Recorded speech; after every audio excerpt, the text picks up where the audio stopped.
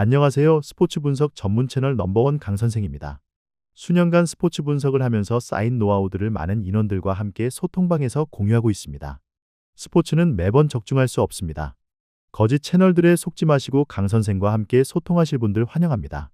매일 프로토 배트맨 위주로 분석해서 공유 중이며 사설토토는 사절입니다. 1월 7일 국내 경기와 아시안컵 7경기 분석 시작하겠습니다. 첫 번째로 창원 LG 대 서울 삼성 경기 알아보겠습니다. 먼저 창원 LG는 유기상, 칼타마요, 아셈마레이를 축으로 외곽과 골밑의 균형을 잘 맞추는 팀이다. 또한 창원 LG는 타마요 한 명에게만 의존하지 않고 정인덕까지도 높은 3점 성공률을 바탕으로 공격에 힘을 보태고 있다.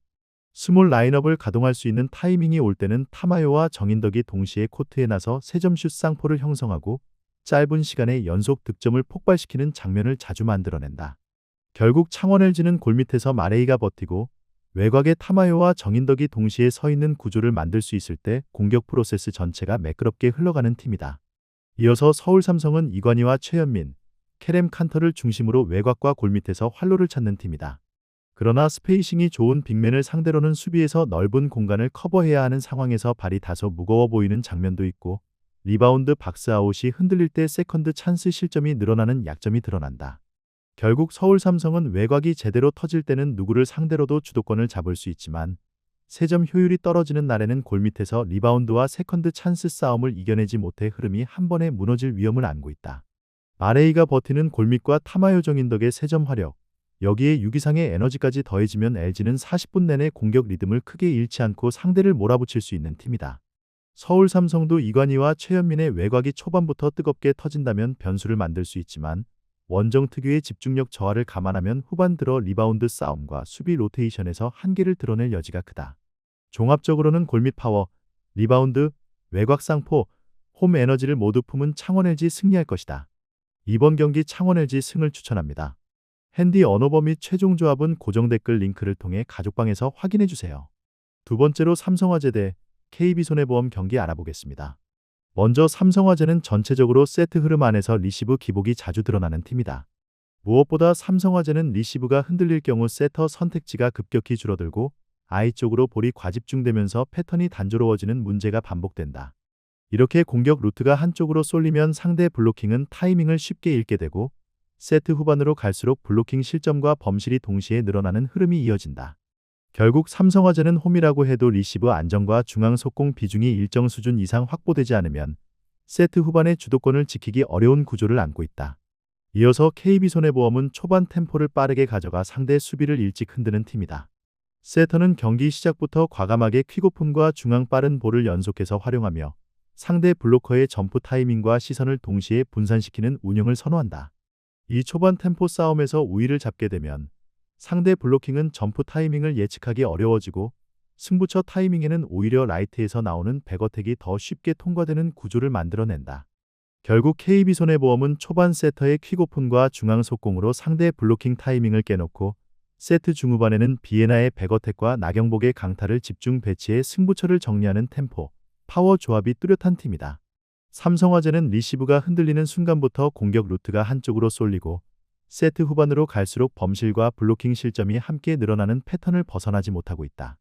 반면 KB손해보험은 초반 퀵오픈과 중앙 속공으로 흐름을 가져온 뒤 승부처에는 비에나와 나경복의 백어택, 강타를 집중적으로 배치해 세트를 정리하는 구조가 분명한 팀이다.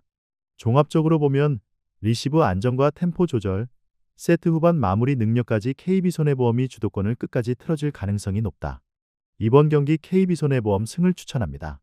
핸디 언어버 및 최종 조합은 고정 댓글 링크를 통해 가족방에서 확인해주세요. 세 번째로 한국도로공사 대 현대건설 경기 알아보겠습니다.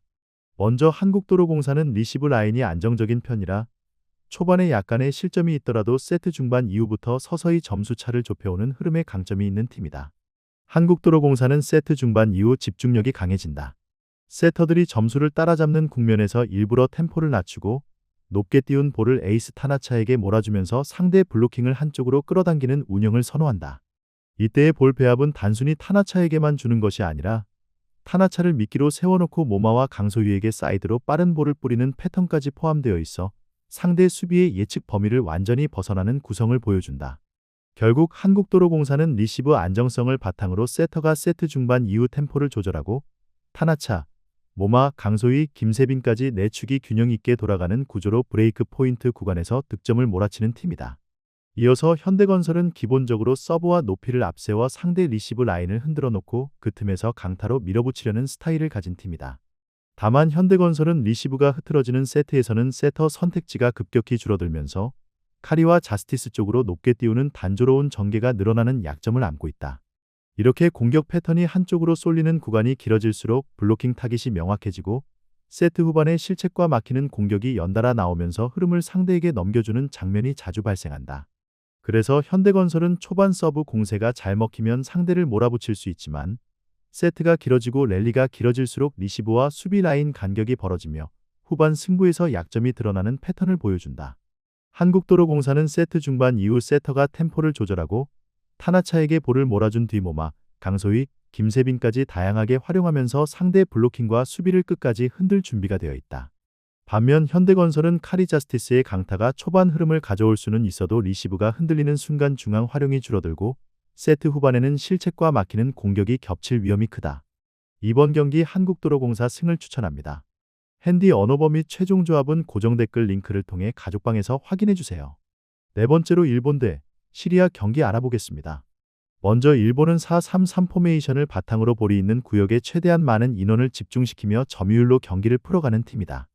일본의 특징은 볼이 위치한 주변에 3명, 4명씩 몰려다니며 지역적으로 수적 우위를 만든 뒤 짧은 패스 교환으로 압박을 풀어나간다는 점이다. 그래서 자연스럽게 전체적인 볼 점유율을 가져가고 볼을 오래 소유하면서도 단순 볼 돌리기가 아닌 슈팅으로 이어질 수 있는 루틴을 계속해서 만든다. 측면에서는 풀백과 윙 자원이 겹쳐 들어오며 하프 스페이스를 공략하고 그 틈을 이용해 박스 근처까지 침투하는 패턴을 반복한다. 또한 세컨볼 상황에서도 주변에 인원이 많기 때문에 두 번째, 세 번째 공격 기회를 자기 쪽으로 끌고 오는 장면이 자주 나온다. 이러한 구조 덕분에 상대를 더 많이 뛰게 만들고 자신들은 비교적 안정된 리듬 속에서 경기를 설계할 수 있다는 강점을 가진다. 이어서 시리아는 4-2-3-1 포메이션을 바탕으로 전방과 이선의 개별 능력을 활용해 직선적인 공격을 노리는 성향이 강하다. 다만 전체적인 팀 구조는 짧게 점유하는 패턴보다는 두세 번 연결 후 빠르게 앞으로 찔러 넣는 방향성이 강해 점유율 싸움에서는 열세를 감수해야 하는 경우가 많다. 수비 전환 시에는 이선 전체가 완전히 복귀하지 못하는 구간이 생기면서 더블 볼란치 위쪽과 센터백 앞 공간이 동시에 노출되는 장면이 자주 보인다. 라인을 올려서 강하게 압박하면 뒷공간 위험이 커지고 라인을 내리면 상대에게 점유율을 내주면서 오래 뛰어야 하는 딜레마에 놓이는 흐름이 반복된다. 그래서 경기 후반으로 갈수록 압박 타이밍이 느려지고 세컨볼 경쟁에서도 반박자씩 늦어지며 체력 소진이 눈에 띄게 드러나는 경향이 있다. 일본은 미치와키, 쿠메, 오구라를 중심으로 볼 주변에 숫자를 몰아넣는 구조를 완성해가며 현대 축구에서 점유율 장악 능력의 가치를 그대로 보여주고 있다. 시리아는 직선적인 전개와 피지컬을 앞세워 한두 번씩 위협적인 장면을 만들 수 있지만 시간이 지날수록 체력 부담과 간격 관리 문제를 안고 버텨야 하는 입장이다. 종합적으로 보면 볼을 쥐고 경기를 설계하는 쪽은 일본이 될 가능성이 높고 그 흐름이 결국 결과로 이어질 확률이 더 높은 매치업이다. 이번 경기 일본 승을 추천합니다. 핸디 언어버 및 최종 조합은 고정 댓글 링크를 통해 가족방에서 확인해주세요. 다섯 번째로 대한민국 대 이란 경기 알아보겠습니다. 먼저 대한민국은 4-2-3-1 구조로 나서지만 시스템 완성도보다는 개개인의 재능에 기대는 비중이 더 크다. 조상혁은 중앙 최전방에 서는 장신 스트라이커로 등지는 포스트 플레이와 제공권 경합에 강점을 가진 타입이다. 롱볼이나 하프라인 부근에서 올라오는 직선 패스를 등지고 받아내며 이선으로 떨어뜨려주는 연결 패턴이 자연스럽게 나오는 공격 자원이다. 박스 안에서는 니어 포스트와 팝포스트를 번갈아 움직이며 크로스 상황에서 머리와 발을 모두 활용해 마무리를 노릴 수 있는 카드다. 여기에 이민성 감독 체제 아래에서 전술적 완성도와 선수 장악력 모두 의문을 받는 상황이라 경기 중 라인 간격과 빌드업 방향이 흔들리는 구간이 반복될 위험을 안고 있다. 이어서 이란은 4-4-2를 바탕으로 단순하지만 조직적인 스타일을 지향한다. 이란 선수들은 중동 지역 특유의 기온과 피치 컨디션에 익숙하기 때문에 낮과 밤의 온도 차가 큰 환경에서도 비교적 일정한 템포를 유지할 가능성이 높다. 이런 환경에서 누가 더 오래 뛰어봤느냐의 차이는 후반 체력과 집중력 유지에서 그대로 드러난다. 전술적으로는 두 줄 수비를 촘촘하게 형성한 뒤 사이드 미드필더와 두 명의 공격수를 활용해 단순하지만 직선적인 역습을 반복하는 그림이 예상된다. 이 구조 안에서는 각자의 역할이 명확하고 전술적 요구가 복잡하지 않기 때문에 감독의 장악력만 어느 정도 유지된다면 경기마다 일정 수준의 조직력을 끌어내기가 어렵지 않다. 극단적인 일교차와 낯선 환경 그리고 전술 혼선까지 겹친 상황에서 대한민국이 이란을 상대로 경기 내내 주도권을 쥐고 흔드는 그림을 기대하기는 쉽지 않다. 반대로 이란은 익숙한 기후와 단순한 조직력을 기반으로 시간이 갈수록 수비 집중력과 압박 강도를 유지하며 상대 실수를 기다릴 수 있는 입장이다. 그래서 전체적인 조건과 흐름을 모두 합쳐서 보면 이번 승부는 이란이 흐름을 가져갈 가능성을 염두에 두고 접근하는 것이 더 현실적이다. 이번 경기 이란 승을 추천합니다. 핸디 언어버 및 최종 조합은 고정 댓글 링크를 통해 가족방에서 확인해 주세요. 여섯 번째로 우즈베키스탄 대 레바논 경기 알아보겠습니다. 먼저 우즈베키스탄은 4-3-3 구조에서 점유와 압박 밸런스를 잘 맞추는 팀이며 후방에서부터 짧은 패스로 라인을 끌어올리는 빌드업을 선호한다. 수비 라인은 풀백이 한 줄씩 올라서는 형태로 폭을 넓히고 중원 3명이 번갈아 내려오며 후방 빌드업의 안전장치를 만들어준다. 그래서 하프스페이스에서 오른발 각을 만들기만 하면 반대편 포스트를 향한 가마차기 한 방이 언제든 득점으로 이어질 수 있는 패턴으로 자리 잡혀 있다.